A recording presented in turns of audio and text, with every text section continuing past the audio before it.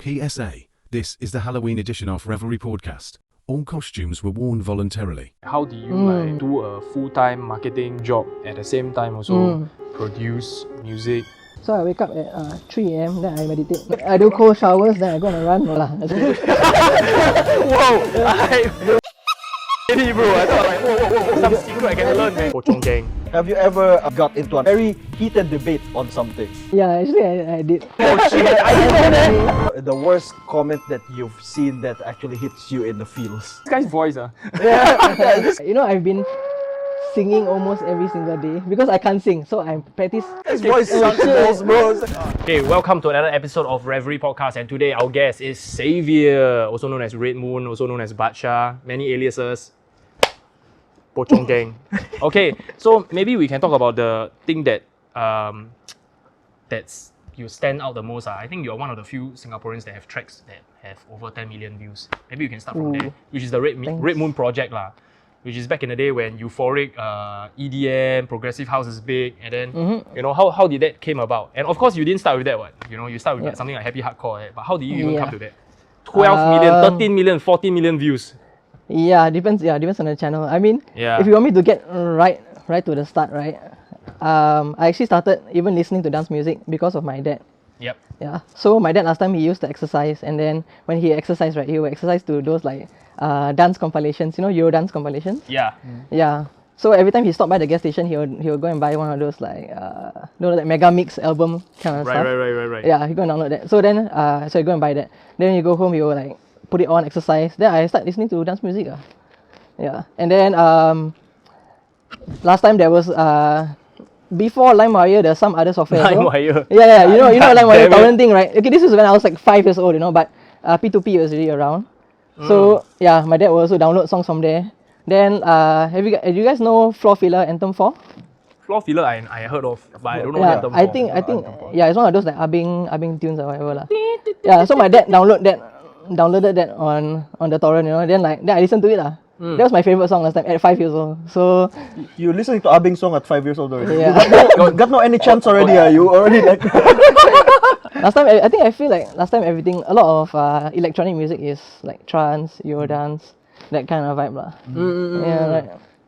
So I guess from there evolved to happy hardcore. No lah, we got so fast. Let's see, when I was 14, there was this Flash portal. You guys know what is Adobe Flash? Like they have miniclip.com. Miniclip, yep. Yeah, so Elliot. Yeah, so there was a website called newgrounds.com, and then they have a portal where people can submit animations and music. Yeah, so the animations like Flash animation, and now there's no more Flash animations anymore.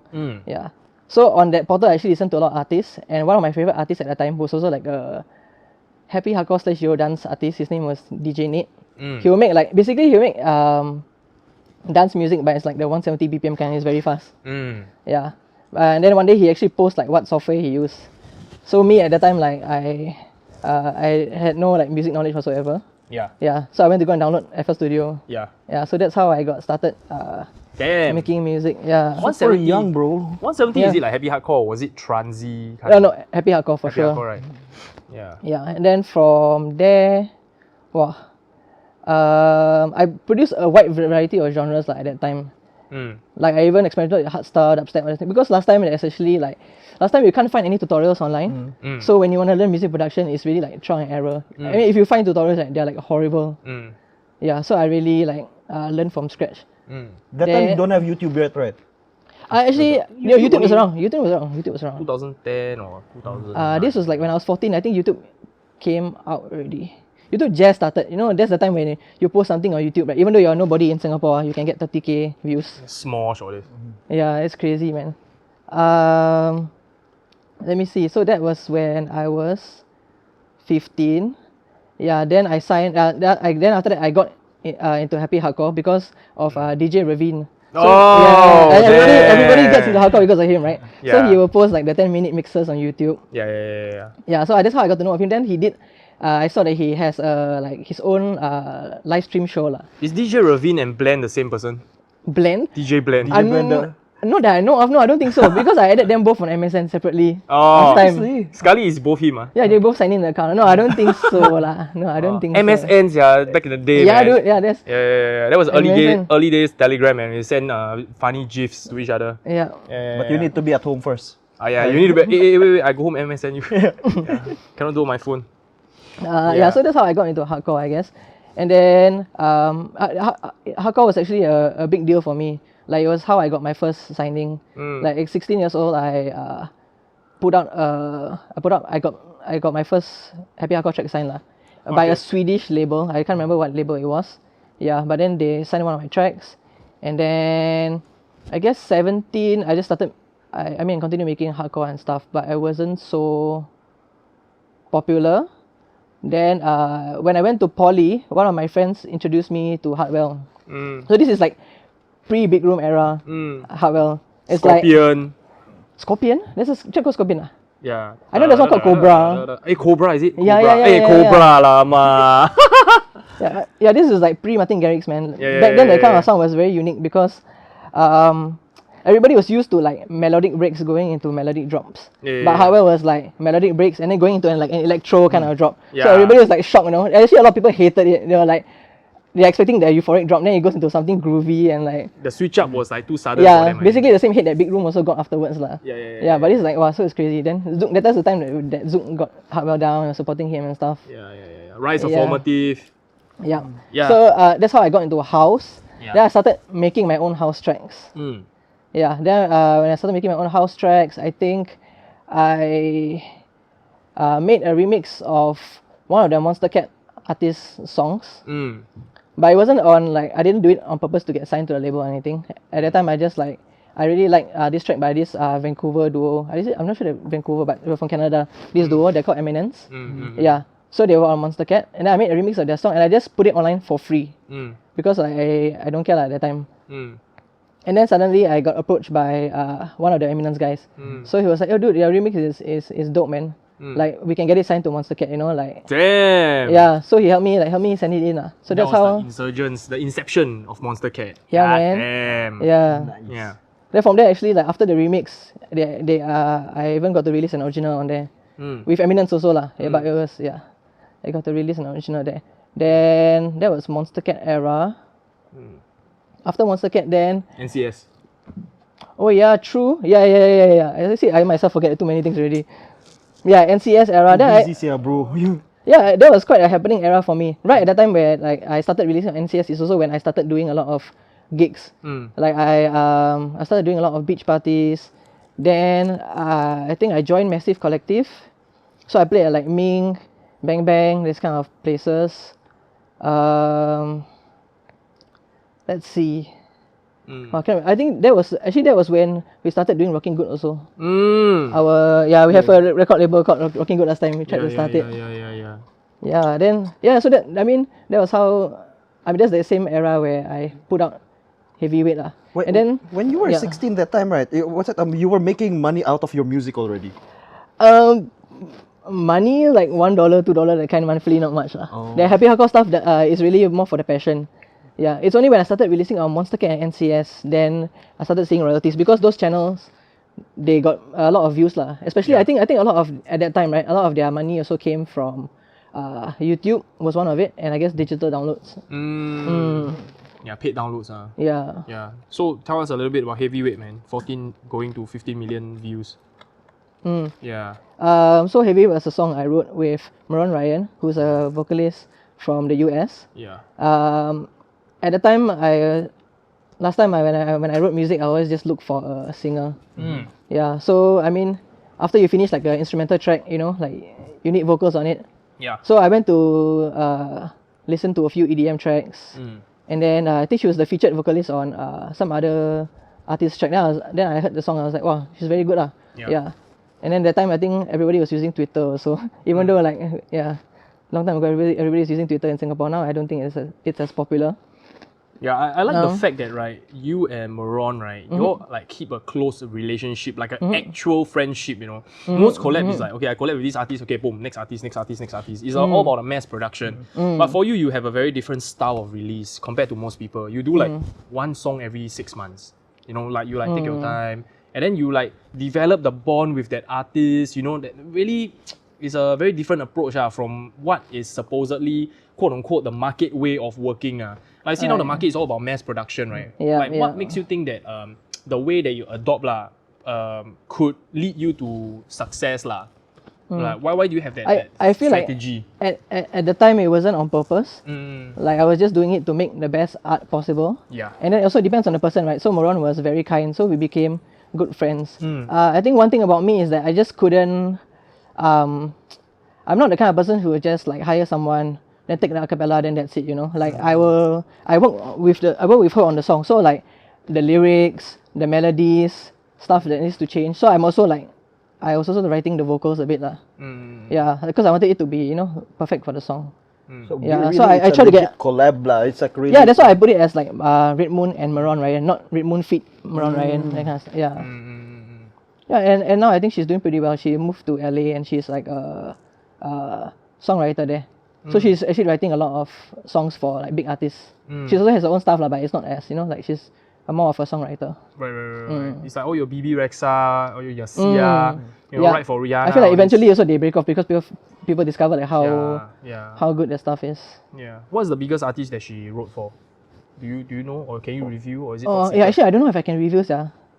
Maybe it's like Ghost Production. But it's A-list. A-list. Down there is very common one. All those like Pink, Rihanna, that kind of level. Yeah, dude. I think she write one song for some. I don't know if I can also say this, but like one song you write for somebody, you can get paid like as an artist, you can paid like 10k, 5k that kind. Not royalty but one shot. One shot. I think you get one shot and afterwards you still get a percentage. Oh. If I'm not mistaken I'm sorry if I'm wrong. 10k one shot, not bad, yeah. Yeah, it's crazy because I mean down there all your blonde hair. You know where I've been. Not here, bro. Fuck you. What's the dog? No, in that way. Anjing. Yeah, crazy. Are you planning to work with her one day again? I guess we'll see, but not at the moment because right now I'm doing Savior. So actually, I'm sure you guys are also wondering like why did I even wear a mask when COVID is over? Yeah, that's one thing. Yeah. And like move on. I should be wearing a mask now, right? Shit, bro, remember that time when we were performing and then you were not only having a mask but you also have the contact lens and everything. Oh my god. It was like so logistically challenged. So logistically challenging. It was so dope, but you were DJing. But I could not see shit. The keyboard. You cannot even see the keyboard. Like, okay, you MC, then I DJ. Yeah. It was I was wearing white contacts.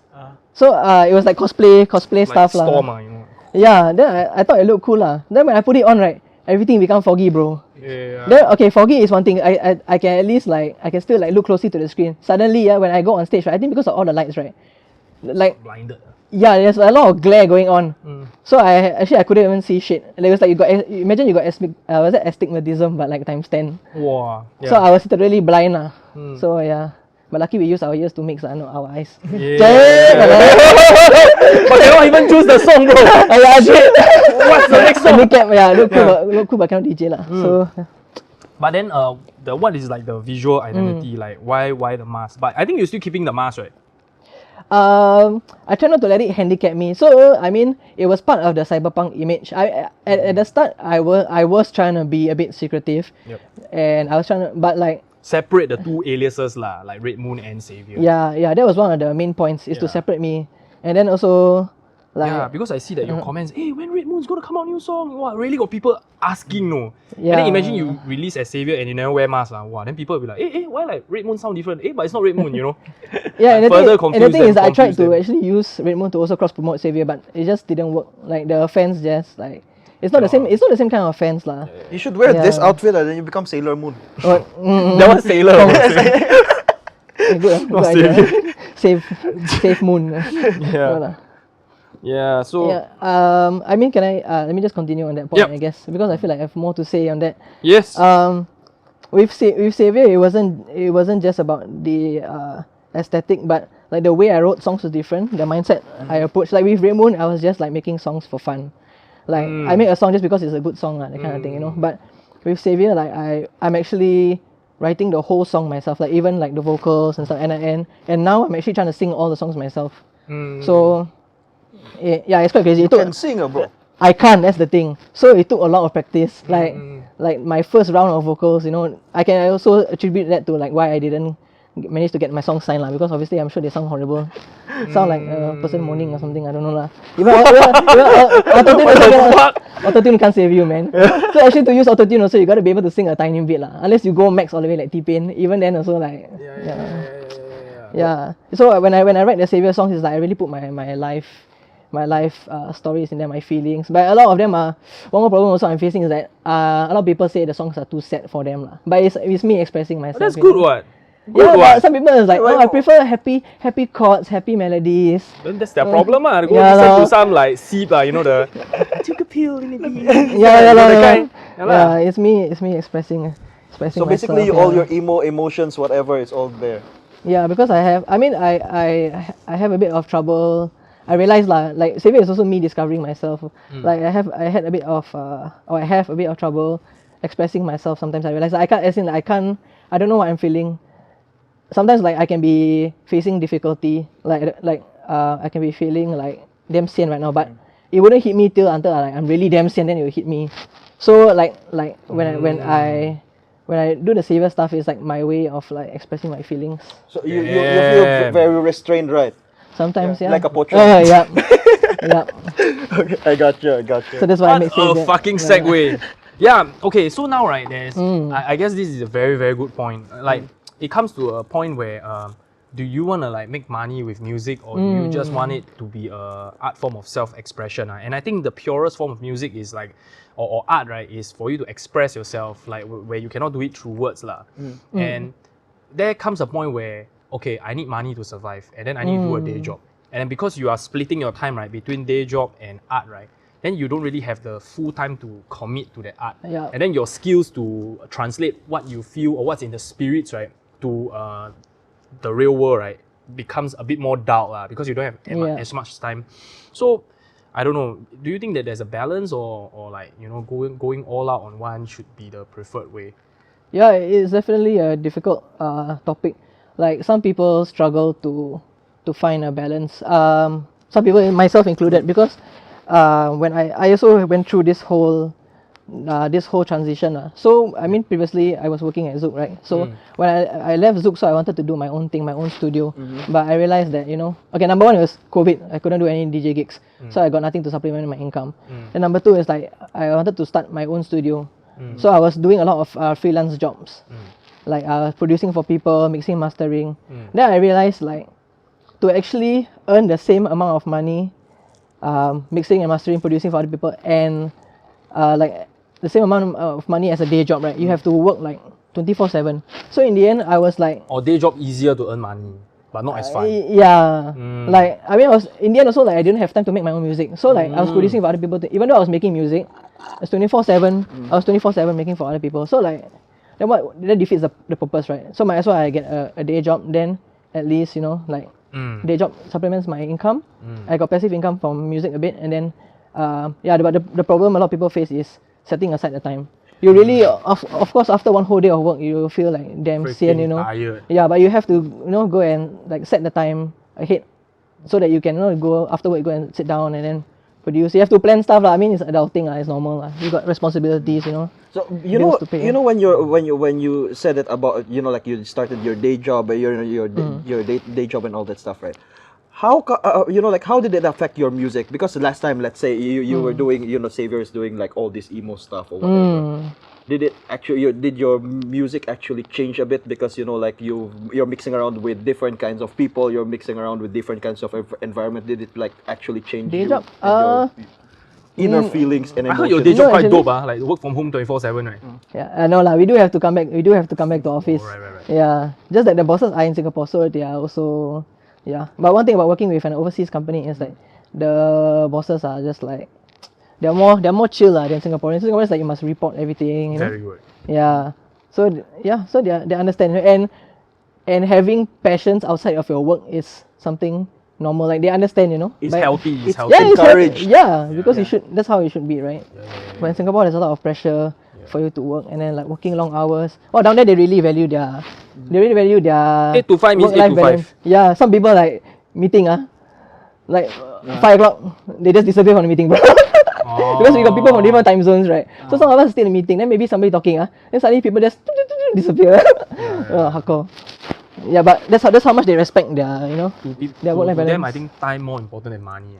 For us, money is always your life. Asian I mean, you can people. always earn money, but you got Asian one life, people man. love money. Yeah, but the thing is, like when you're working in the arts industry, it's you need to find either a balance or you need to choose either one, money or time or whatever your art is. I mean, one thing I can say is like, what I'm trying to do to make it easier for myself is I'm starting to like, I mean, it did force me to like tidy up my routine, like come up with a schedule. Like nowadays,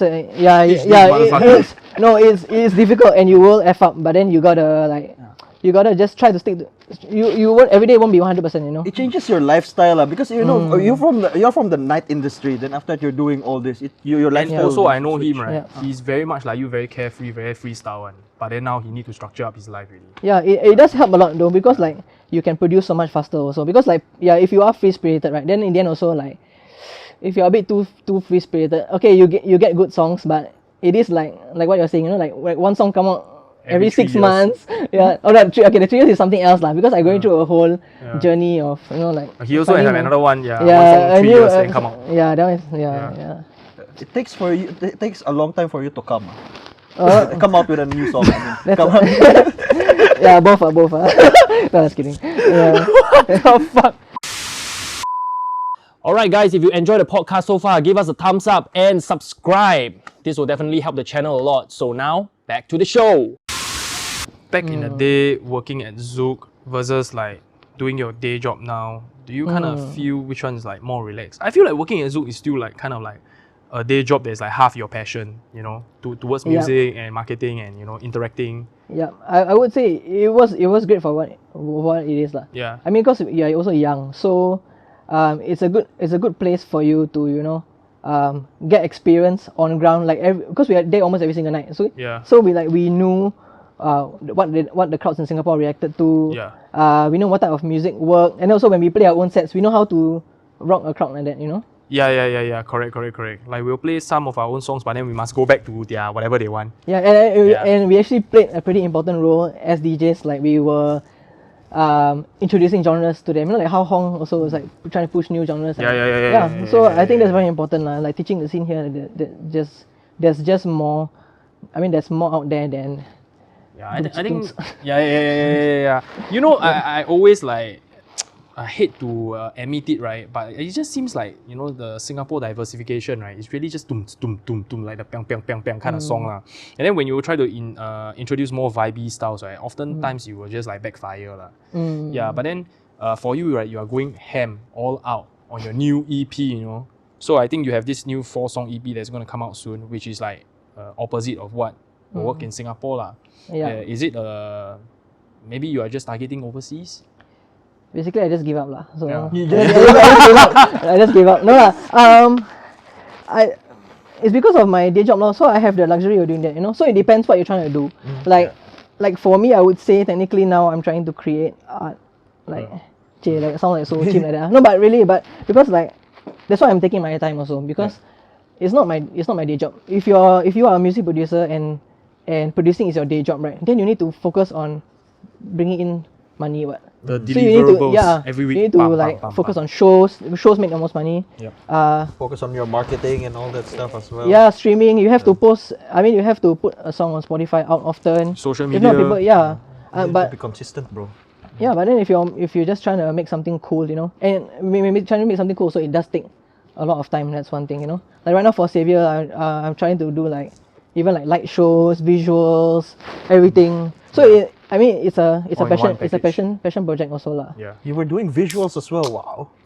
Yeah, it's gonna take some time, but we're gonna have our 50th episode of revelry on air soon, right? Yeah. It's gonna be. Can I talk about that? Yeah. Sure. Yeah, so that will be my test run of not my visuals, but I have I'm trying to do something new with my live sets. Right. So trying to take things up a notch with the technology that we have today. Because you see, like the tools are advancing, so we should advance as well, right? I mean, like there's the sync button now, then there's all these like fancy tricks, and I mean you have your music production software. You can edit songs outside. You can do stuff on the fly. So why not maximize that? Very well said. Like the Yeah. sync button was created already, but everybody is still so focused on beat matching, where we could have been doing other things. Instead of like fighting it, just adapt to it, bro. Yeah. Correct. I mean that's why it's there also actually. Like they created it so that we are free to do more crazy shit. Yeah. I guess at the end of the day, it's not DJing or whatever, right? It's just like a name to classify how we want to express ourselves. And the way we should express ourselves should be as limitless as possible. Yeah, that's something that I recently grasped from a book that I just read. And at the end of the day, right, you're an entertainer. You're supposed to actually connect with the crowd, entertain the crowd. If you're playing a paid gig, like if you're hired as a DJ then you gotta play for the crowd. That one is a given already. It's like the crowd needs to you need to make sure the crowd spends money, make sure they're having a good time. That's it. But I mean, there is the art of DJing, so we have to try to weave the cool stuff in also, and then like don't go so cheesy Then that's the art in itself, finding the balance, which is very difficult. Finding the balance. Yeah, the art is in the song selection. And the technique Correct. Maybe we can go a little bit about our past when we created our own record label. Oh my, Rockin' Good Records. Yeah. Damn, so that's really recently, cool, recently somebody asked me like, "Hey, what makes you think that Revelry is gonna work when I created this Revelry thing?" And then I said that I made a lot of mistakes in the past, and then I've learned from them. And not only Rockin' Good Records, my time at Zouk, and all the other personal projects that I did, right?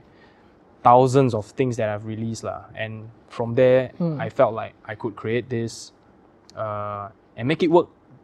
Make it work like this, So far we are on a pretty good trajectory for Revelry, but it is all thanks to Rockin' Good, our time that we spent at Rockin' Good. It was so crazy, like at a point, right, where we have three of us, myself and him and another guy called Wilson. He literally ziplocked his phone, right, and then he's replying me in the shower. I think he was pretty much your boyfriend at one point of time, right? He was going over to his house every day and staying there for long hours. One period is him. now now it's like sometimes it's him, sometimes it's him, sometimes it's Josh. Yeah. Really, the startup life is really difficult. But it was necessary. Like you see that those experiences are what we learn from them, and then now we can do things better. Yeah. When we were young, and then you have more energy, you can fuck up more times and learn more different stuff. That's the time to fuck up. Yeah. Make And mistakes, then we even came to the point where we interviewed international acts. That was amazing. Yeah. So many because of our contacts, so we managed to What was the hardest part that you guys actually faced when you were doing the Rockin' Good Records? I think firstly we don't know what the hell are we doing. Yeah, we had no We're just clear copying direction.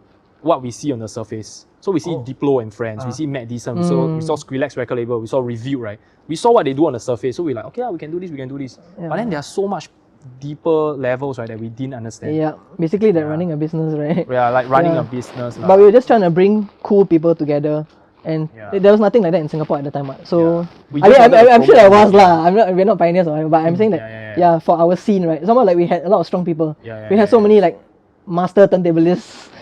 We have a group look of here, oh my god, people. we got look here. All the best DJs in Singapore, all in one group. Wow. Yeah. How do you manage such a large it lasted for 3-4 years. Yeah, and the thing about it is, of course, there's gonna be egos, there's gonna be dramas and all that. Dude, and someone is 20 people. How the heck do you actually manage those kinds? 20 people.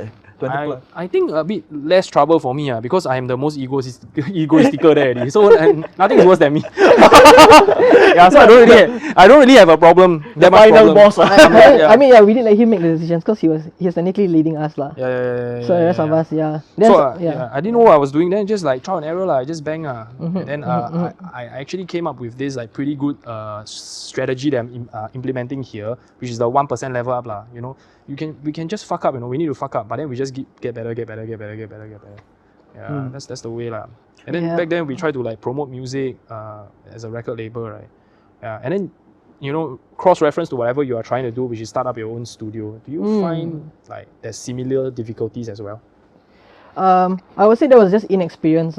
So now definitely with what I learned from marketing, I feel confident that I can actually do it. And I wouldn't need to supplement it with DJ gigs and stuff like that. But it's just like the time the time aspect lah. And of course, at the start, I'm gonna have to sacrifice like some money. So I probably, if I were to do this right, I probably have to save up some money for my work before I actually try and do this. You wanna do it alone, or you wanna do it with a investor or something, or? Yeah, that remains to be decided because I haven't I haven't thought about it. But it's so like with what's out there now and with the knowledge I have now, I feel like it's just a lot easier to do it lah. Oh. Yeah, it's basically e-commerce, you know. Yep. Yeah. At the time I knew nothing about business, and so I was just like messaging people around like, oh, you need a track master or what. And then like I was just like posting online, oh, if you want a track to be produced, message me, that kind of thing. Yeah. So it wasn't managed. How will you do it differently now? Put his name on Fiverr. Master your tracks now for $5. I would say that I would have a workflow of how to start and manage things like including like accounting or this, like that last time was not even a thought in my mind. Last time it was just, bro, just transfer me, you know, like after you finish the song. And then like imagine there's no contracts, it's just like freelance work, and then like people keep saying, hey, change the track. Oh Yeah, and it ends up taking like my entire day, and then Like okay, you pay this amount, you get up to 3 free changes. Then after that, more money, top up, something like that. So creative work it needs to have that, because you know, like the clients always like to micromanage you, somewhat, you know. Like, oh, you want to change this, I want to change that, and after, oh no, it still sounds bad. Okay, I want to change. It's like you're an employee of them. Technically, yes lah, but it's like a hired freelance or. Yeah. But I mean, to add to that point, I think definitely a team is important lah. Yeah, you have a creative and you have the the admin. Yeah, I mean just that at different skills. the start normally if it's a smaller business, that's why you have one person do everything, you know, because it's easier to manage, and you don't wanna probably have to split your income with that person, you know. So that's why a lot of people try to do it themselves, and a lot of like software is out there now to help those like one person startup kind of thing, you know. But there's also a lot of failures lah. There's a lot of people who don't get paid, and a lot of people who just disappear. Actually, even businesses that happens, I can't begin to count the amount of times that I DJed for companies, I didn't get paid, or people I produced for and they just disappear, or I release songs on the label and I didn't get paid. If you never tag all these people here, man. if you never experienced that, right, then you haven't actually been to a creative or freelancing kind of environment lah. People can ninjutsu one. Suddenly like disappear. When I work at my day job, right, and then I said that from my previous industry, it's actually quite rabak. Like they don't pay you money, run away. Then they were like, huh? Really? Like to them it's like, they are so innocent. So all those people that work day job, right, for like 20 years, then they're like, y'all don't know shit, right? Actually, maybe they don't know shit, right? Because I think they are stuck in that one silo of different work type. They never gonna freelance before. Freelance, you are dead, man. That's why like all these people are actually the ones that actually play safe. Like they just wanna have stable job 8 to 5 and like really like worker drones. So. Worker drones, 70 years old, retire, then live for 10 years, then die. But I mean, to be honest, if that makes them happy, then okay. Right. Everybody got their definition of happiness. The thing that I saw here in Singapore is like, people actually like, okay, they work to like maybe 60, 70 years old, then after they retire. After a while, they come back to work again. And like, or like the show, the intern. The movie. But actually, other countries, right? Once you retire, right, that's it, man. You retire until you die, man. Maybe it's their passion, like because imagine like you suddenly you work for all your life, then suddenly you got no work, and then you feel damn sad every day.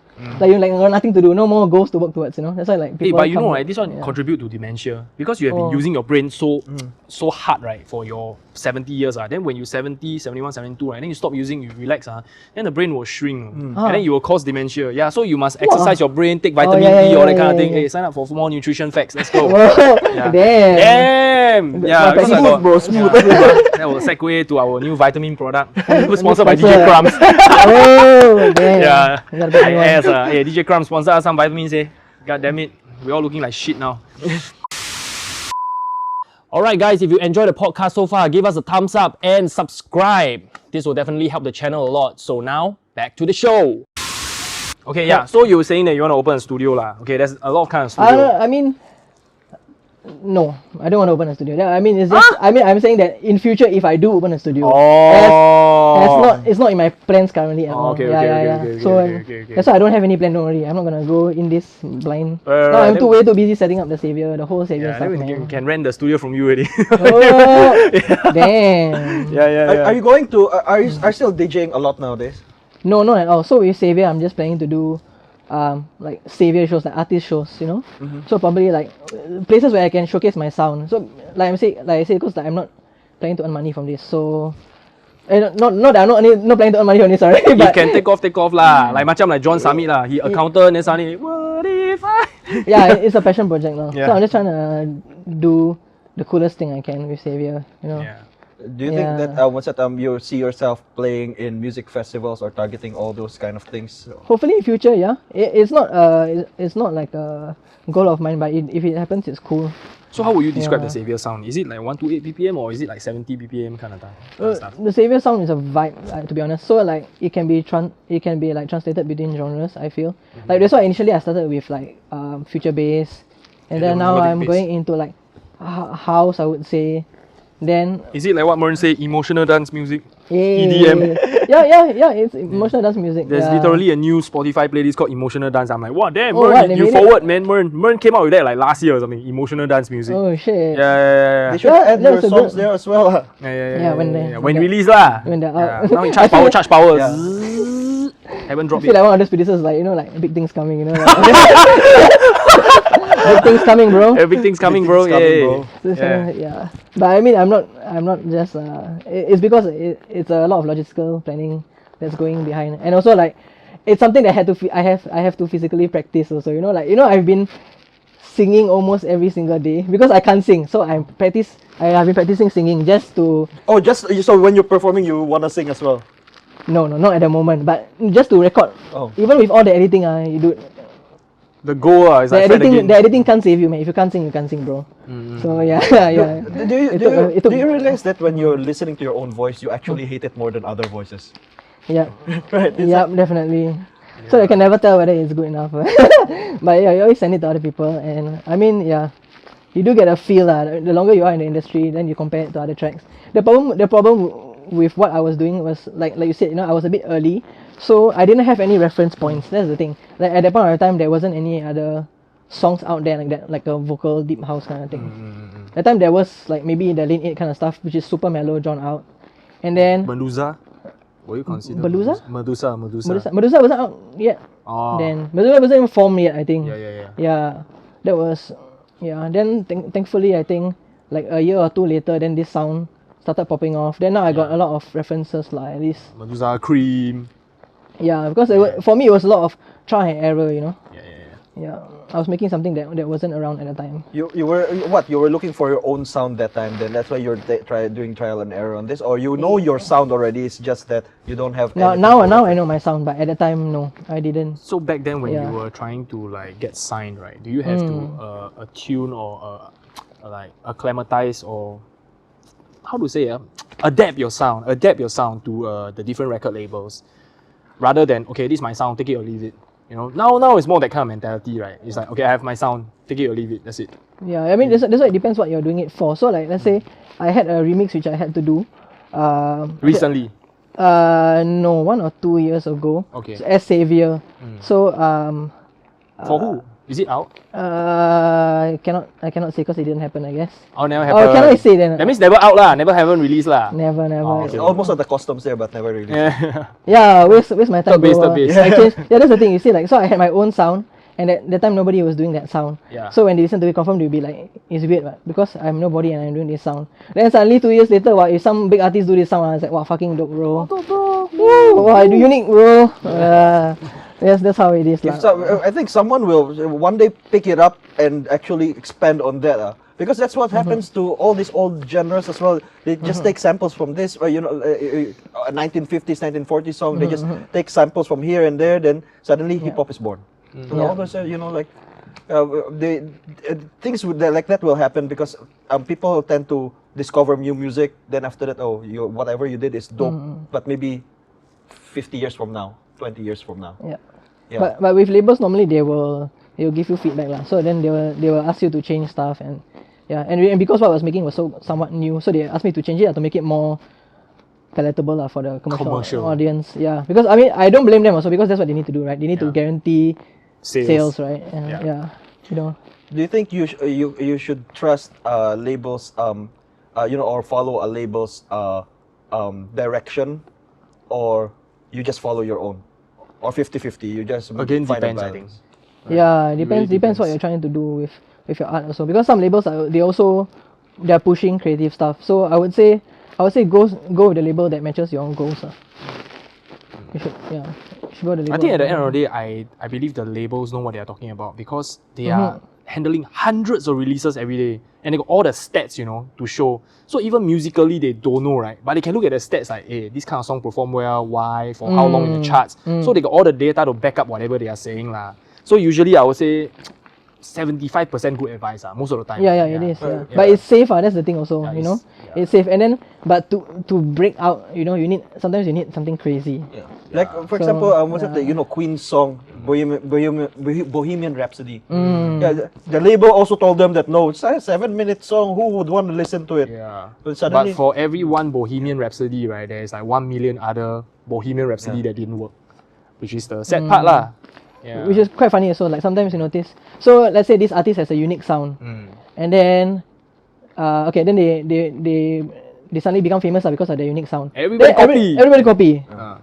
Weird, right? Then they must start to reinvent themselves. That's what doppelgangers were saying. We don't need to have another Don Diablo. Another Don Diablo. There's another. Oh my god, the hexagon label and the sub label. It's like everybody's trying to. I get that is the sound, but if they're trying to copy him directly, then there's no point. There's already a Don Diablo, and he does it so incredibly well. So if you're gonna be like a budget Don Diablo, why right? I mean, why? I mean, okay, it works. Don Diablo from the Pasamala. Yeah, man. It works for maybe one person lah. Like like how last time there was Skrillex and there was like Zomboy. Yeah. So maybe for one person it might work out. Bro, even for turntablism also got, bro. Qbert then got another guy called I forget what's his name already. Yeah, it's another. There was like Porter Robinson and there was this kid K_D. Yeah, a lot of people. Yeah, so like maybe there's room for two lah. There's room for two. I'll give you that. Well, there's two types of people that like try to copy. One is literally copy directly. The other one is trying to expand on whatever is already out there. Transformative work. Yeah. So the thing is, a lot of people try to copy because it works already. They feel safe. They actually feel comfortable with that already because it works. But some people want to expand on whatever they learned and actually go up. Yeah. So I think for you, what you're doing is actually the transformative work when you're trying to find your sound that time. Yeah, I think it's also because like how I started making music. Because in the past, like there's no tutorials on and all that kind of stuff. So you have to figure stuff out now. Like the reason why there's so much of the same kind of music out there right now is because like they have that information readily available on YouTube. So let's say like you like hardware stuff. You just Google hardware project file or something, or you like YouTube hardware.flp. Yeah, YouTube hardware remake. Then you just copy exactly lah. Why would you try to come up with your own when you can have the perfect? Yeah. Yeah, Like remember that time Gabe was even DJ sets, they copy every single one. That time in Thailand we went to Afrojack intro. Yeah, we went to They play Afrojack's intro. They play. I think they play the mix. Then they act like they're DJing, right? Then there's a Afrojack intro. Correct? Lol. What? Whole intro and then the first two songs exactly. Or YouTube rip. Oh, they just copy the set. Yeah, So, literally the same. I mean, there's a fine line between what works and then straight out copying. Like you gotta understand the concept, but then you replicate it in your own way. Then at least that's good copying. That's good plagiarism, Yeah, but I mean, I guess there's like different leagues, the small leagues, the medium leagues, and the big leagues, and then they are all doing different things. Different things work for different leagues, or Yeah, I know. That one, I guess they're just trying to most get sales at night. Okay. Yeah, most of the time the bigger leagues, right? They got a whole team behind them. The bigger leagues got a whole team behind them to actually push new creative stuff. Yeah. Yeah, but like the smaller leagues like us, you need. So to currently now you have a team of one. Yeah. Can you explain to us? I have a bigger team. This one is my emotional support. She's my emotional support and makeup today. and costume also, set designer. Yeah, she's I will let her view all my creative stuff then she will give me feedback. But I do have I do have like a lighting guy now. Wow, it's crazy to say that, You but got a lighting guy. yeah, How about dude. like Sabin, all these guys? Are they like doing your? No lah, they're busy with a day job lah. So I try not to bother my friends. Also, even my girlfriend, also I try not to bother her because obviously she's like busy and this is asking them to take on work. You know, this is work. So I try not to do that. I try to I mean I can afford it now also. So I try to find creatives and I support them. Especially like a lot of people I'm working with now is like from last time I worked with them. So then I support them because I know like some of them they're actually doing this full time for work. For example, like my lighting guy who was also the guy who took photos of me last time. So he's my photographer plus lighting now. Like he photographer, but then now he well, sorry my English messed up for a moment. He photographer.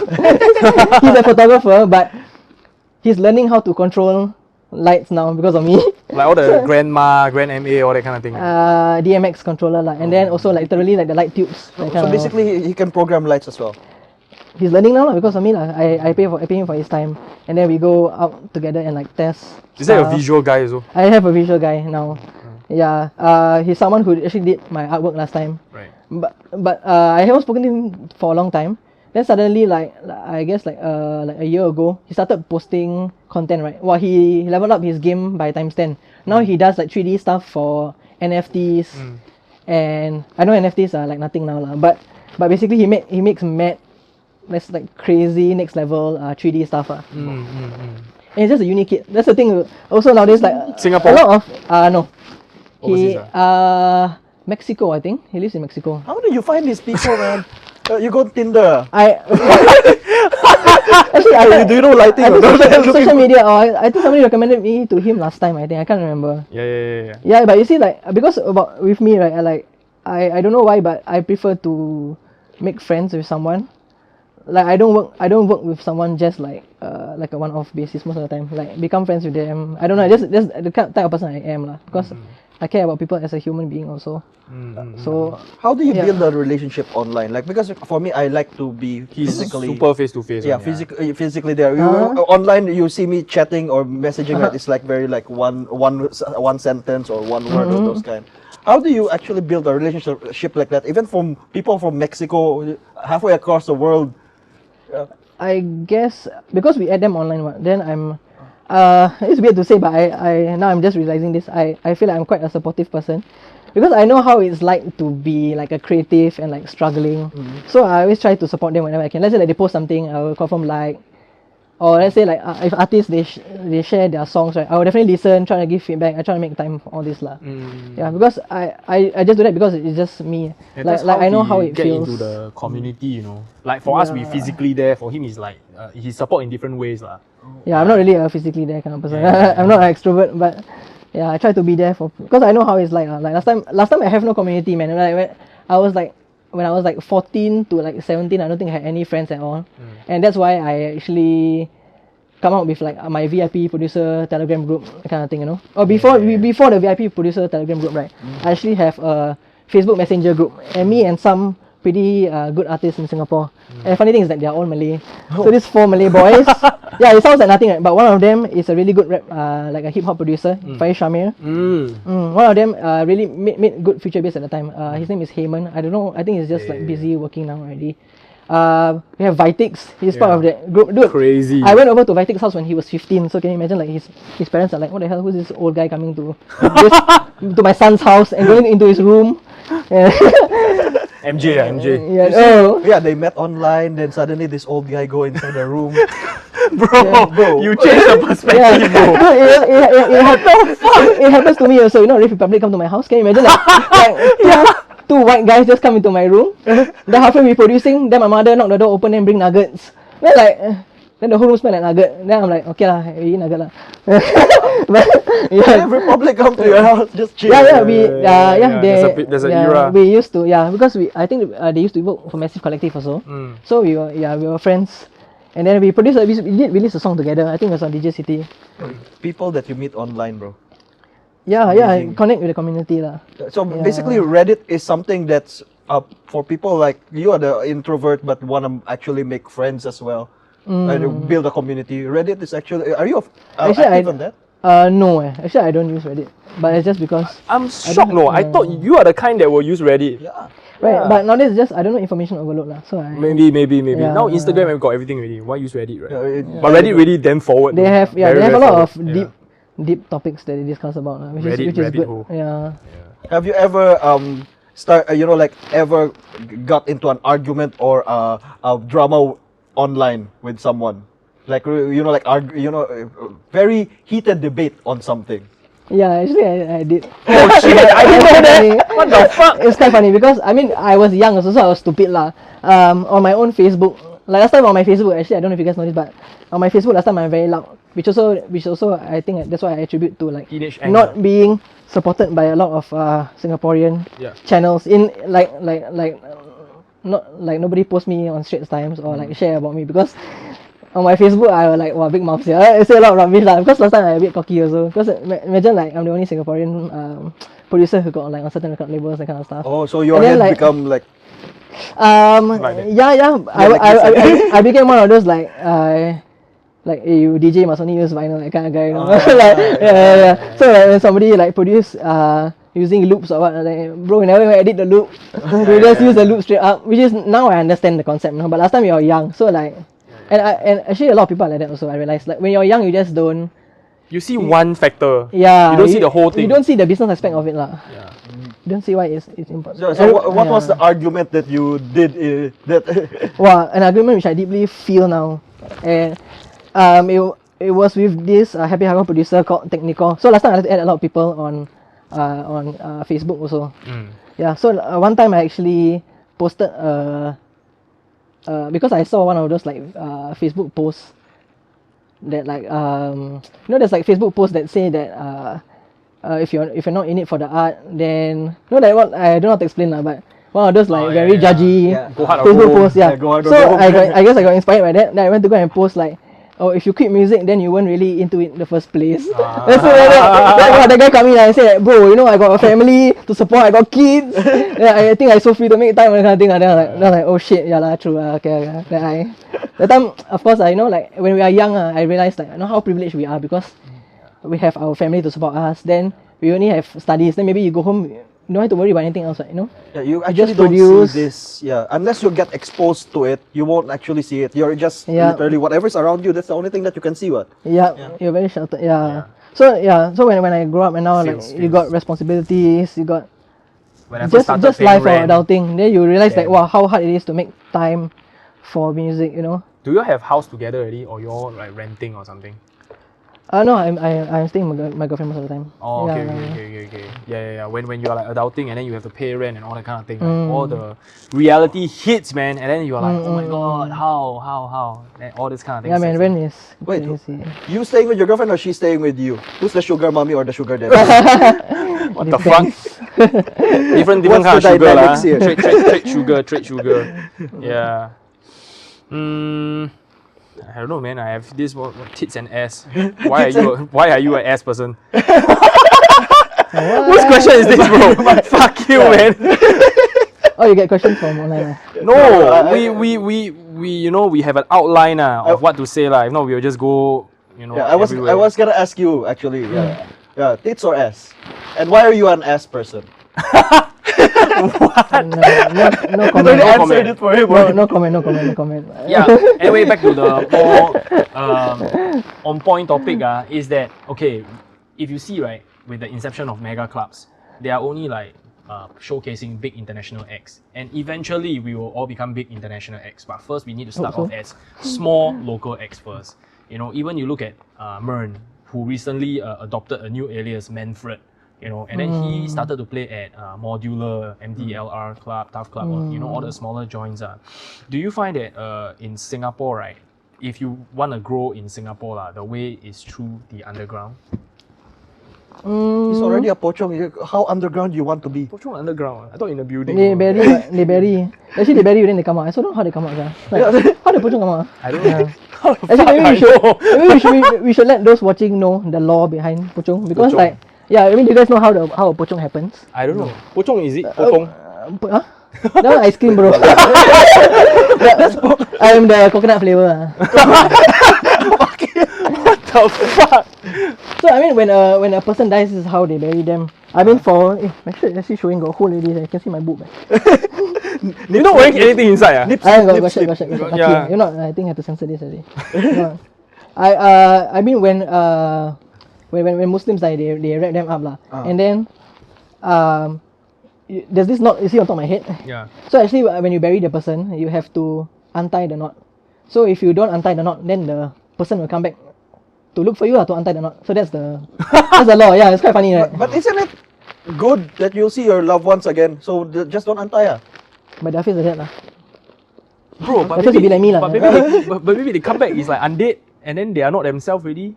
Yeah, true. Yeah. Oh, I mean, that's quite an interesting fact. Imagine you see that happy, hey, come hug me. Then they slash you, bro. They bite you, bro. Oh yes, yeah. They cannot slash you, they don't have arms. Damn. Oh yeah, since this what's that Halloween special, right? Yeah, so yeah, I think we should actually learn about the costume and everything. So yeah, Pochong wise, yeah, how other than that, what's inside the knot? Nothing. Just air. I don't know. You got one It's sweet just there or tight. something. No, nothing. But good idea. I should have kept something in there. From underground music, how the hell did we suddenly come to Pochong, bro?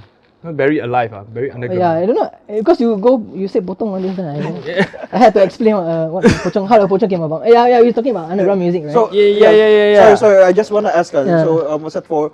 Pochongs, you can, because I'm intrigued by the knot.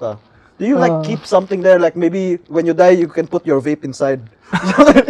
No. Or so. No. Yeah, like if you're a DJ, you put your thumb drive inside. So just in case someone wanna actually listen to your music. Underground music. That's nice. Good idea. Yeah. But the problem is that you can't take the thumb drive yourself lah. My hands are tight. Can't reach the. Can DJ with his hands. No hands. No, look, ma, no hands. That's why you need to show your tongue game, bro. Yo, what the fuck? okay, back to topic. Okay. Yeah, it's the way to grow in Singapore really through the underground, or just focus on releasing overseas lah. I feel like that's a common strategy. Like it depends. I mean, a lot of people feel like it's always easier to start building with those around you, and then you expand. But it also depends because like now we have the internet, so why limit yourself? Yep. Like especially if you're just a producer and you're interested in like building your profile, your releases, just reach out to labels overseas because I mean. There's no difference in you for music producers. I feel like there's no difference in you releasing on a local record label and a overseas record label. But you don't get to play local gigs though, which is where all the angst happen. Yeah. I would argue that I don't know. I don't know. I feel like I cannot say how much of an impact local gigs have. Yeah, correct. Yeah. That's true. But definitely you do want to meet the community, and you should like develop your community. You should meet the people who listen to the kind of music as you do. Definitely, that's why we are doing all this, right? Because you want to meet like-minded people. Yeah, so you can help me, yeah. Kakashi. Yeah, we do want to meet like-minded people, and that's why we even started this whole thing also, so we can find our own crowd. Yeah. So you're building your own community right now as well. And yeah, but it wasn't on purpose. I just like did it because I wanted to have more friends to talk about music production, to geek out about, Yeah. If not, I'm always just like alone. Yeah, and then I talk about music production, and people then they don't get it, so they sian. Yeah, they are hyping over the new reverb setting. I like died, man. I saw the chat like, what the fuck, man? These people. Yeah, exactly. So like, nobody to geek out about. What's your take on recording live instruments instead of electronic ones when you're producing? Definitely do it. It's awesome. Even with electronic music, also when you don't draw in the notes, right? You record it. It adds so much life to something, Yeah, so I would say why not? It always adds an element of liveliness. With electronic music, right, everything is very like stagnant. So you always have to find ways to make it more groovy. Do you record your own samples as well sometimes, or? No. Now because with SAYVERE I'm all about correct. Because with SAYVERE I'm all about getting the idea out quick. And I also have limited time. So I'm even trying to optimize my mixing process, my mastering process. Yeah. From 3 years or whatever, then now you're optimization already. You're in a. Yeah, correct. When I started the SAYVERE project, you see, I had no organization whatsoever. So now to go back and have to like see everything in my project file that doesn't make sense and try to organize it. Wow, that's why it took me so long also lah. But from here on out, right, like my future tracks I think will come out pretty quickly. I've already set up all my workflow, everything. As a producer, right? you got confirm you start a project, then after that it's like, yeah, this project is like shit. Then after that you start another one and start another. How many do you have right now? That's like that in your. That's the funny thing with me, right? I feel like it's very different compared to other producers. I don't have a lot of songs like that. Like I will have a few solid ideas. I mean, once in a while, of course, I will have a few songs which after I work on it for some time, I will be like, I don't think it can be good lah. But you have to develop the idea a bit more first, because sometimes if you spend a bit more time developing the idea, right, it can actually be good. You just have to see what's the like underlying theme. Yeah, it's like what Mr. Beast say, you know, like a difference between a 10,000 view video and a 10 million view video, right? It's not 1,000 times better. It's just maybe like a 1% idea better, 2% idea better. Yeah, sometimes you just have to mix the song a bit, because like when you're hearing it in its raw form, right, you cannot see the idea, you know. Then like when you spend a bit more time into it, right, suddenly like you get the very different from how Skrillex and Diplo produce their track. Do you see their Where Are You Now? Got like 10 different versions. Yeah, but for you, it's like you just work on one version, keep tweak. I mean, technically, I do have different versions. Yeah. I know this EP within the one file lah. Like this EP, I have like technically 3 versions of the same song already, of each. Yeah. So 4 times 3, so you did like 12 songs. Like exactly, and I had to record the vocals for all of that and multiple times. Bro. Yeah. Record and re-record vocals. How long do you record vocals? Because producing wise, right? The track is the easiest part. The vocals is the one that's I'm always struggling with. Is how long do you record your vocals? You see, even before the recording, there's the writing. So you already have your instrumental. You wrote an instrumental already. Then you have to come up with lyrics, and the lyrics cannot be cheesy. Then after you write, then make sure the melody is good. Then sometimes you actually have to just go through the whole process and re-record, because like when you write the vocals, right, something is just not there yet. So you're not singing it right. Because your lyrics are not like 100% there. Your melody is not 100% there. So like you already record one time, then you already like edit and you put it on the song. Then after you listen to it like next week, you're probably like, shit, you know, like this part needs to change. So you record the thing again because now you have a clearer idea of how the vocal should support the song, like kind of thing. Yeah. So you do the harmony and all that stuff as well. Yes, yes. So I have like don't know how many layers, dude. So you got your main line, then you got your left double, your right double, low harmony, high harmony, everything. Then chorus different. Then you must sing in different tones also. Yeah, not to mention the practice, because I am not a freaking singer. So yeah. I remember when Mern was saying that he needs to remaster the whole thing for Adobe, like that 360 sound thing. So you have to redo everything again. Why can't you just be like Calvin Harris? He just woke up then, when I met you in the sun. Okay, so you're ready. That's just the voice already. I don't have a sexy voice. Yeah, but maybe that's how he expressed himself. He like to express himself like soprano or something. Yeah. You need to squeeze your balls first before, or you kind of kick in the balls first before.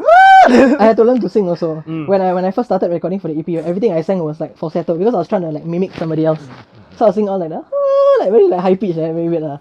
Yeah. Especially for chill songs. Yeah, I mean it does work. Yeah, but then I realized that not you. It's not me. So how do you practice on this? Like you go karaoke a lot with your girlfriend? Hey, that does help, man. Look at my girlfriend right now. Yeah. It's a Filipino thing, man. Yeah, you need to have more Filipino friends so that we every weekend, every Sunday karaoke session. Basically, I just do like warm-ups every day. Yeah, there is I downloaded this like free course. I want to go for lessons like soon. Right. But I gotta find the time for that also. Yeah, really like every day just practice the like your do re mi fa so la ti de everything. So another thing that I want to cover about is, because I know you for like almost 10 years or more. I haven't even keep track. It's very, very long. Yeah, I know you as a very free-spirited person in the beginning till now to become a more planning kind of person. You know, so a lot of people feel that to be free-spirited, right? You are actually having more freedom, but actually it's not. When you are a more planned person, you actually find out that you are actually a more free person. Yep, I agree. Yeah. Because once you plan your time, then you know, like you have more pockets of free time. You know where your free time is, you know? Yeah. Then you can spend that more effectively. Because what technically is freedom? Freedom is the ability to do whatever you want. So let's just say you have 10 things you want to do in life, right? Do you think you have more times to do all 10 things if you plan your time versus you freestyle? Yeah. If you freestyle, I'm very happy, but I only do one thing. Yeah. But I feel like it's always a balance also, because you cannot over plan things also. In the end things won't turn out. You must plan, but then you must be able to freestyle if it goes wrong. Yeah, exactly. Yeah. Because things won't always be perfect. No? Suddenly something will come up, you know. Yeah. So you plan your DJ set, then suddenly you go there, you plug in, cannot load on GG, bro. So maybe you can like walk us through a little bit about like your day, like how do you like kind of like do a full-time marketing job at the same time also produce music and art and call people to do your lighting, blah, so many things, Yeah. So I wake up at 3 a.m. then I meditate. No lah. Whoa! I want to go in already, bro. I thought like whoa, some secret I can learn, man. I do cold showers, then I go on a run. No lah. I mean, I try not to get up too late lah. So I get up at like 8 o'clock. My work starts at 9. So I get work up from at 8. home lah. Last time I woke up at 7. Wow, which is like, I guess it's just not for me. Biggest mistake. Yeah, I mean, you do realize that you gotta like try first, even though like you have to try and then like what works for you. You know, right? They always say those CEO lifestyle. Elon Musk only sleep 4 hours or 5 hours. Yeah, very little. Then we try, we're like, we're dying. Some people really can. Depends, yeah, because like if you're on that hustle mindset, right, that kind of thing gives you energy. Yeah. I feel like for some reason I feel like he can do it. This guy, I'm already on 2 hours sleep today, bro. Yeah, see. Yeah. For him, you know what makes him energized? He's like he can throw someone today, or he can do some stupid shit. He's like, let's do it, bro. Yeah, I feel like it's the work that gets them energized, lah. Yeah, that's why. Yeah, so I mean, I get up in the morning, then I just like shower first, lah. Of course, I must shower first, lah. Some people don't bathe, they work from home, jalan. I don't know lah how they. Yeah, the hell? I definitely must eat. I'm a breakfast person. I must eat something, or at least I make tea or something, lah. Yeah, go and You're shower. not a coffee person. Oh yeah, you cannot drink coffee, right? I can. I love coffee actually, but it makes me anxious lah. Yeah. Especially then if I go on meetings then I will talk like times 2 speed. Starter house. Like BTs, yeah, like like when people take drugs, you got a bad trip. You get the bad trips in coffee. Naturally, yeah. I have anxiety. That's why you cannot drink Red Bull. Energy drinks also, yeah.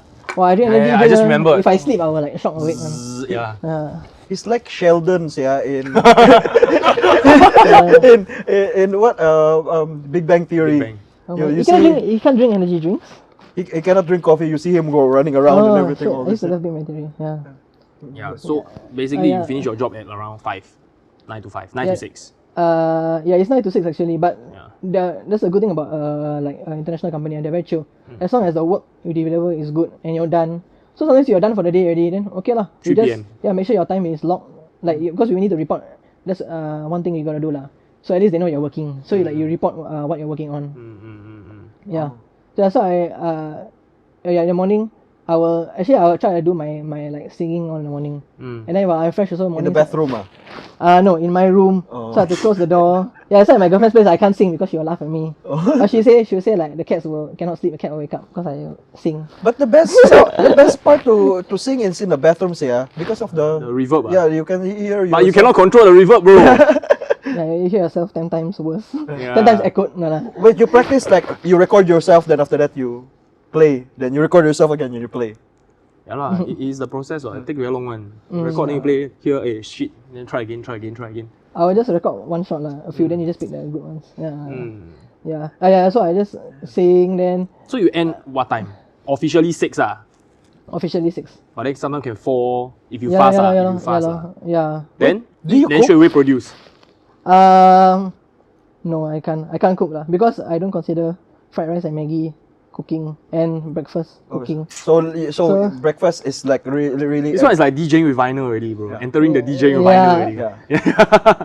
No, I'm a horrible cook. Yeah. Lucky my girlfriend can cook, so I will buy food lah. Okay. So then, after 6, then that's when you actually produce and all that stuff. Yep, correct. Yeah. So I'll try to take a break first because my job is also like mentally taxing.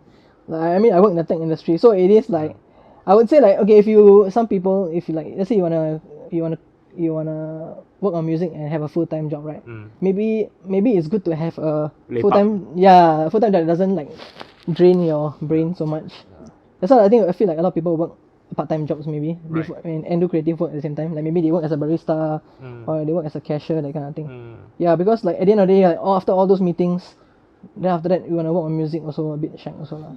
So how do you like release all this stress? Like do you go out to like do you go clubbing, or maybe some people but go he's hiking? introvert. Yeah. Go hiking is not alone low time at home. Okay lah, yeah, I do like, okay, yeah, Yeah. I do spend, but I think I'm a mix lah. You watch TikTok only lah. You live vicariously through other people. Oh, hey, Kevin, shit. I watch tutorials to relax, which is a bad thing. That's how you relax. Bro, stay away from me, yeah. I watch music production tutorials or marketing tutorials, that kind of thing. Yeah, oh my god, that's too similar to me. Yeah, sia. information That's overload. I crazy, should, That's you know, stop fucking doing that, crazy. man. You I don't guess like. that's why we can hang out. So basically your girlfriend is the one that's taking you out of the house. So like no. Yeah, I don't think if she was around, fucking I would going just be. If she wasn't around, I would just be producing. But honestly, are you an extrovert? Yeah, that's why. That's why. I know she's more introvert than him actually. Yeah, so But Yeah, he's you're the the one that's one that- dragging him out. take him out. Yeah. But wait, what's the usual dragging you out kind of scenario? Like going out to eat only, or like do something else like cycling or something? Or Yeah, a lot of things. We heard got a lot of things. Eating, art jamming. art jamming. Yeah, we always like to. Goes to a painting studio, then we have cafe, all this, Yeah, right? last time she got a lot of mood one. Last time she like want to go cycling, then want to go skateboarding, which is a bit extrovert, right? A bit extroverted, right? Then she made me go karaoke. You know, I'm not a karaoke person, of course. I know my voice fucking sucks. I won't. But now actually I quite like karaoke already. Of course, because you're trying to work on something that's related to that. That's why it's Yeah, like you see, trying to work on stuff again. Wow, jalan. Yeah, Stop yeah, it. Yeah. So basically, you're actually literally like him. Like the thing that relaxes you is something to do with work as Man, at the well. end of the day, it's a passion, no? That's how you make it work, right? No? You are energized by it. So let's just say you 6 o'clock, you end work, then you rest 2 hours. Yeah, something like that. rest, eat dinner. Then continue. Put on music, yeah. But I mean, the important thing is also to at least like that's not a strict schedule, you know. Like you always. You don't know what to do, just follow lah. But you know what to do, then maybe you can Yeah, derive. correct. You try to make change a make bit. time. Let's say if you have a really fucking like shag day, then of course, sleep oh. yeah, go and watch Netflix and take a chill pill lah. One thing that I learned about being creative, right, is last time I'm trying to force it, right? Too much, because I see a lot of musicians, they have no discipline. So I'm like total opposite. I come from an engineering background. It's all about deliverables, about deadlines, right? But when it comes to art, right, I try to force, wow, shit, the thing comes out very, very bad. And then my most recent experience, right, this one I tell everybody, nobody can believe, maybe except for my girlfriend because she saw it, right? I was tasked to do 3 DJ routines, for Kevin Keegan Pioneer DJ, right, within like 48 hours or something. Okay, we're releasing this now. Okay, do a routine. And I'm like, what the fuck? 48 hours, right?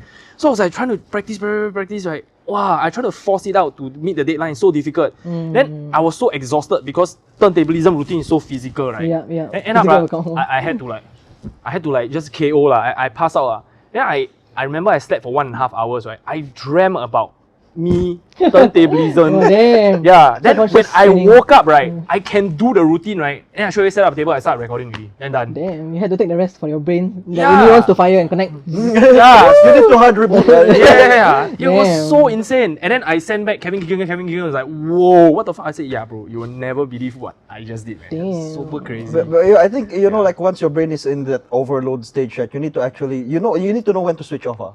Yeah. But that's a very hard You need- time. You don't know, Yeah, because You're so passionate, yeah, you need to when rest. Yeah. when you're super focused, you don't know when to zoom out and like actually like Yeah. okay, what you know. So, sometimes it's a bit of like stubbornness, I guess, or ego. Like, for I example, can do like- it. I can do it. Yeah. With music, right? Like, let's say I'm making a track, then it doesn't sound good. Yeah, I keep on trying to like, shit, I need to fix it. No, I keep on trying, but actually I should be taking a break. But I don't. See, then in the end, but now I learn to do that lah. Last time in university, I actually have this format, So I used to be getting first class honors and everything. Then we have this group of Singaporean and China people, right? We all sit at the front row of the lecture hall. And then, right, we'll be like, okay, we try to solve one question, right? Because we study like 24 hours all day. But there's a lot of questions to solve, right? When we try to solve one question for more than 30 minutes and we fail, okay, give up. Next question. Yeah. Thanks. Gotta Yeah. nip slip. So give up next question and house, yeah. Yeah, so then we will ask the teacher the next day. But most of the time we can solve everything. But on days where like 20 of us think of one question and we still cannot solve it, right? Okay, we skip it. Then we'll move on to the next question. If not, the whole day we're just stuck on that one question. So probably we should have implemented that. And on to my next point, right? Lindsay came up with this very interesting observation. Why, right? YouTubers or people that make video, right? They can make better and better videos, right? And then their views are rising, they are more and more successful. But the same doesn't apply for musicians. Sometimes we're banging, sometimes we're like shit, It's like Swedish House Mafia, a very good example, you know. Then go down, then go down, you know. That's good, because art Yeah. subjective. But YouTube is also art. True, technically the video you put out also you don't know, right? Yeah, Right, but maybe YouTube got better statistics to measure. Yeah, True, I mean- I think it's the Yeah, you can I guess you can try to control it as best as you can also. Yeah. But I mean, you see, even Mr. Beast also, like now I don't think to Bro. how far can you go to like top your last best? Yeah, I think now he Video. must like, I buy a planet, you know. He Yeah, need to be that level already. Let's say you, Yeah. you got one video that got 100 million views. Then your next one to get 100 million views, like how? But now How you want to top every it? video still better than each. He's still It's still going on. Yeah, Wow. it's still I don't know. 100 million, I 100 don't know. He's doing like less views but more videos or something. Oh no, still once a month. He got one is the I bring in every one person from each country to compete in a relay or something. Then got like 200 people. Wow, Yeah. I don't know. I don't Like see how that's Indonesian- sustainable. yeah. It's crazy. But he's crazy. It's good, yeah. Yeah, so his formula is he working on 4 videos at once. So he will go to this video, then he then he go to this video, and then he will just keep rotating. Then they incubating for 1 month each. Like that. The thing about that kind of concept is that there's a lot of, you know, like money is the one that actually is pumping in on that. You know, if you got money, right, you got a lot of you know, like Actually things true, to because he's play doing around more and more with. obnoxious things, right? I mean, not in a bad way, but like it's getting more and more crazy The scale. each video. So yeah, and that naturally draws in Yeah. views. It's kind of like how much advertising budget you have for an artist. So I guess for music, maybe we can start, doing visuals, doing, crazy. Try to crazier do stuff, more than just music. Definitely, I feel like especially now is the content era, right? With TikTok, all this. Do you track like Alan Walker YouTube channel? God damn, Alan Walker becoming the next Mr. Beast already, dude. Yeah, I went to the biggest like soundproof room or something like that. Yeah, he has But all music this, related. yeah, Oh. music related. So it's like, Okay, that's cool. yeah, I guess that's the next direction, really, next frontier Right. lah. And then I mean, there's total like people who are anti that lah. Yeah. They're underground The people who just, purists like, are the purists like lah. they don't even put their faces, and they just listen to my track. But I mean, for those kind of people, it's like only 1 out of don't know how many people make it lah. It's very hard lah. Oh yeah. By the way, you know, like those people that's unknown or listening to your track or whatever. Right? What related to this, right? When you upload your track somewhere, right? What was the worst comment that you've seen that actually hits you in the feels? What's comment ah? Well, I can't remember, but This guy's voice, Yeah, this guy's voice sucks balls, bro. shit. I think the worst, it was quite mellow lah actually. The worst was like just somebody, it's like one of the first few mean comments I got, because it's like I never do anything wrong, that kind. It's like when I made my remix, and I got it released on Monster Cat. Then I read the comments, like got some people dissing it, like for no reason. The guy just said like, what is this Red Room remix? Like it's such a lame diss. Because my name was Redmoon, right? Yeah, so what's this Red Room, what is this like lame ass Red Room remix? Then for the first time I felt a bit hurt lah. Oh. I mean, realize when you put yourself online, so it's very difficult because you're exposing yourself to all this kind of. Yeah, and somewhere the thing is, Comments, this is from your, like from your mind, your heart, your soul. You Yeah. put it out there. You put it into a song. Then after that, suddenly someone. Yeah, is and like, it's not even constructive. It's like what do you hate about it? You don't like, then don't like lah. Okay, what? Yeah. Are you into it already? I think you need to yeah, definitely. I just- separate yourself from your art. Your Yeah. art is just like a extension of you. It's not you, Yep. Yep. So anyways, we're gonna like conclude this already. Cool. Yeah, Yeah. because almost time's up already. Okay, so this episode will air 1 day after Revelry on Air episode 50 celebration, which you would have already heard SAYVERE'S 4-song EP. Hell okay? yeah, So if let's you go. haven't heard it yet, we'll link it somewhere down below. Okay. So maybe any final statement, any closing statements, anything you wanna shout out, anything you wanna, Especially you know, your release, bro. tips and tricks, bro, or whatever. Yeah, man. Yeah. I don't know. I guess like What's the name of the 4-song EP? I want to hear Feel Something. Feel so my Something. EP is called Feel Something. Yeah. I mean, I don't want to promise anything yet because I'm hoping that I can get it signed. If I don't, I'm honestly at this point where I feel like I can put it out independently. And I mean, I encourage other artists, like if you don't get any support from labels or whatever, then just put it out yourself. Yeah, Yeah. eventually down the road, they heard it, they want to sign it. Yeah. Then they will like re-release, Yeah. Yeah, I mean, I guess that's what happened. That's what happened with me with Monster Cat, right? Like I made the remix and I just like decided to put it out with no expectation.